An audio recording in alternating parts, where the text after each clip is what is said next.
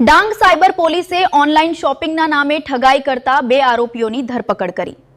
Dang cyber પોલીસે online શોપિંગના નામે ઠગાઈ કરતા 2 આરોપીઓની ધરપકડ। ડાંગ જિલ્લામાં ગત મહિનામાં સાયબર ફ્રોડની ફરિયાદ મળી હતી।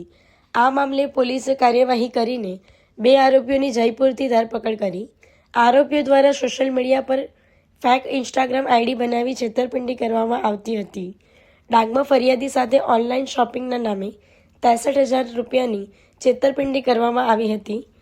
પોલીસે આરોપીઓની ધરપકડ કરીને તેમની પાસેથી 85,000ની કિંમતના 2 મોબાઈલ જપ્ત કર્યા।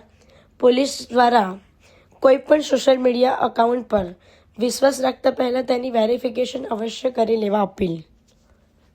સાયબર પોલીસ દ્વારા ગત મહિનામાં એક ફેક આઈડી બનાવીને ઓનલાઈન શોપિંગની જાહેરાતના આધારે એક 63,000નો એક ફ્રોડ થયેલો હતો, જેના આધારે એફઆઈઆર દાખલ કરી ડાંગ જિલ્લા પોલીસ દ્વારા એની તપાસ કરવામાં આવેલી હતી, જેમાં ટેકનિકલ એનાલિસિસના આધારે જયપુર જિલ્લાના 2 આરોપી દોલતરામ બદ્રીનારાયણ રેગર તથા અંકિત સોહનલાલ મીણા બંનેની હાલ પોલીસ દ્વારા ધરપકડ કરવામાં આવેલી છે।